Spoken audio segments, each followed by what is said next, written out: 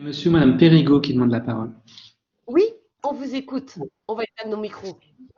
Donc, moi, je dirige une réanimation de cérébralisés et en l'occurrence, je préside le comité d'éthique de la Société française d'anesthésie-réanimation. Je vais déjà témoigner, vous remercier de tous ces débats et juste dire et confirmer ce que dit Madame Touvenant, c'est que la loi qui existe aujourd'hui nous a quand même énormément soulagés dans nos pratiques, puisque avant on était quand même à la limite des clous, c'est le moins qu'on puisse dire, et que là maintenant on est quand même beaucoup plus en confiance et en sécurité. La deuxième chose aussi, c'est que on parle beaucoup effectivement euthanasie et suicide assisté, mais nous, ce à quoi on est confronté au quotidien, c'est plutôt l'inverse. C'est-à-dire que des situations où alors évidemment, on a peu de patients qui sont capables de s'exprimer, mais où les familles nous disent il faut que ça se termine, ça c'est exceptionnel. C'est plutôt l'inverse, c'est-à-dire que quand on pense que on est sur de l'obstination déraisonnable, on est sur des familles qui sont pas du tout en phase. Et bon, ça arrive pas souvent, heureusement, mais on est obligé d'aller doucement vers un accompagnement vers cette idée. Et encore une fois, on n'est pas forcément d'ailleurs sur des patients en fin de vie. Hein. On arrête des traitements sur des patients qui ne sont pas en fin de vie. Et pour répondre à la réflexion qu'avait fait Fabrice Gzil dans sa première intervention concernant la sédation profonde et continue chez des patients qui décident d'arrêter leur traitement. Parce que vous avez dit qu'on est parfois un peu hésitant.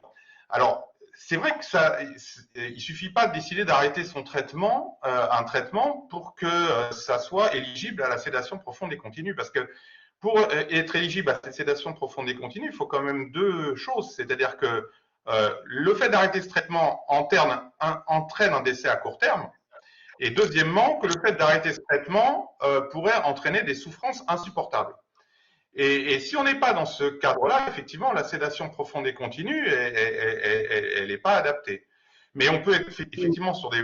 Moi, j'ai des exemples très précis. Des patients tétraplégiques, par exemple, qui sont ventilés, qu'on a eu, et qui ne veulent plus de la ventilation. Donc, ils pourraient vivre peut-être 20 ans encore avec leur respirateur, et qui disent « je ne veux plus de ça », et pour lequel, évidemment, si on arrête le respirateur, il faut mettre une sédation profonde et continue. Sinon, c'est comme des noyés et on va les accompagner de cette façon-là, mais c'est pas des patients en fin de vie. Voilà, c'est juste des patients qui ne veulent plus d'un traitement qui effectivement derrière va entraîner un risque vital. Une autre question ou une autre réflexion, tout simplement pour continuer à débattre pendant les quelques minutes qui nous restent.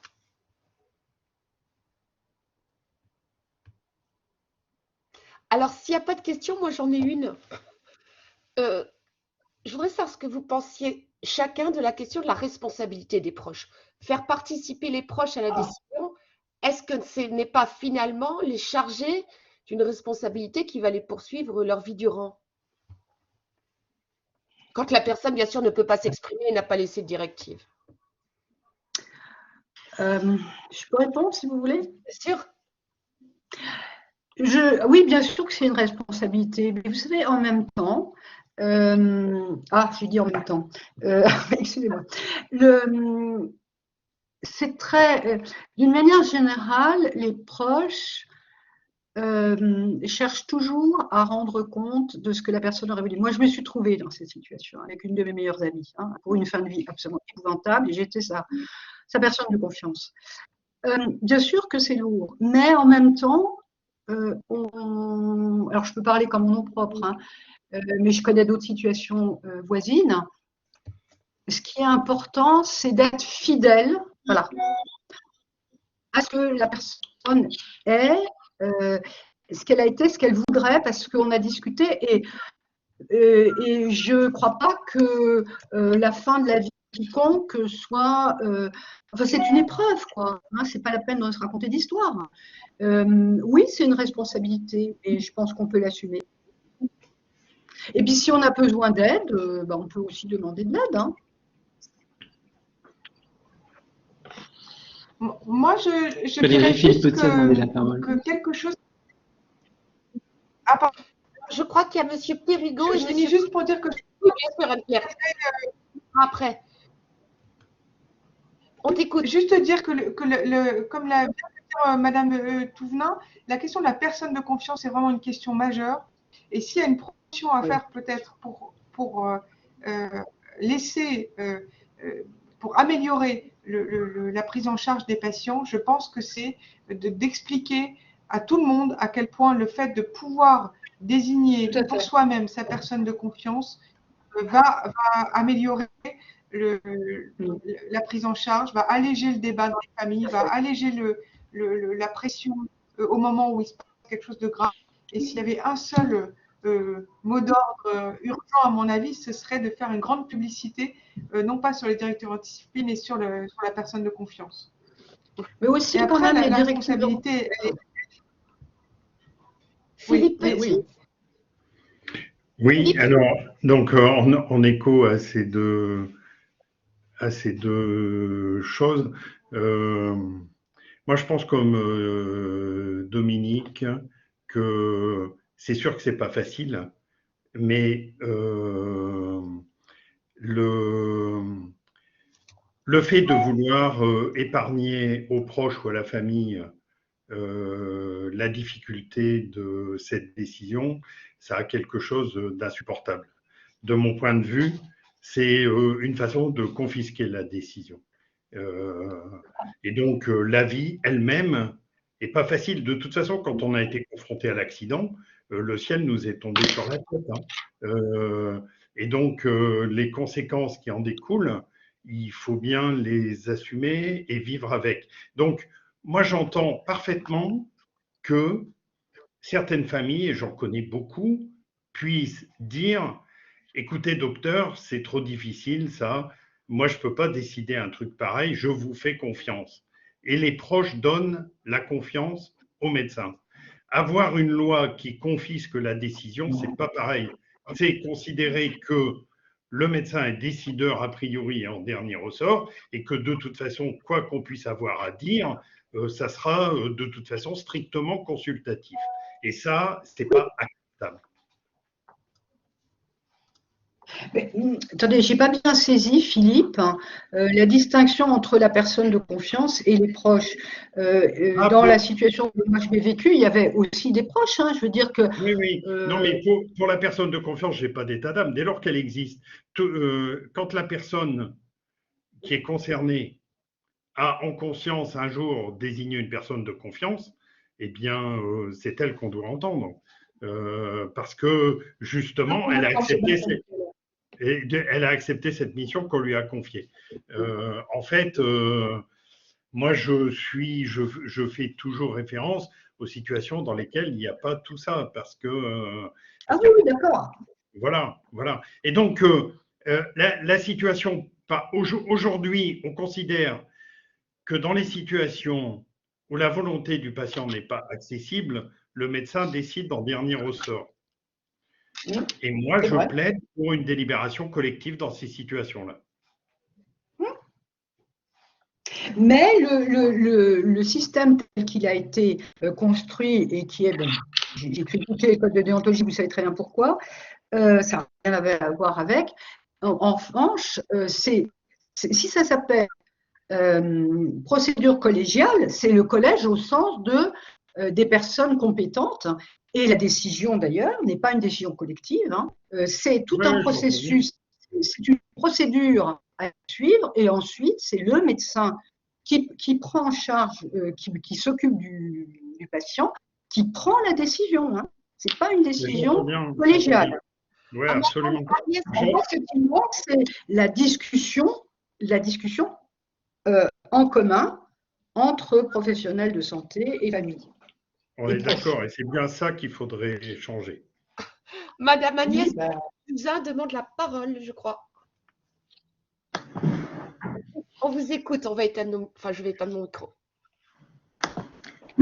Ça fonctionne? Oui, la caméra, ça marche. Oui. Je suis désolée. Oui, je vous posais la question sur la responsabilité. Certes, c'est important pour les parties prenantes. c'est difficile, mais les évincer, je ne crois pas que c'est mieux parce que il y aura toujours le poids de ne pas avoir discuté, de ne pas avoir pris de décision. C'est extrêmement complexe. Moi, par contre, sur le point sur lequel je voudrais appuyer, c'est qu'il est essentiel à chaque fois qu'on en arrive à des situations de fin de vie, d'avoir pris le temps dès le début de la dégradation de l'état de santé de parler avec la personne de confiance, mais aussi avec les proches, des décisions à prendre le temps de se projeter dans l'avenir, qui est un avenir incertain. On peut avoir un avenir à court terme, à moyen terme ou à long terme, ou ne jamais avoir à prendre cette décision.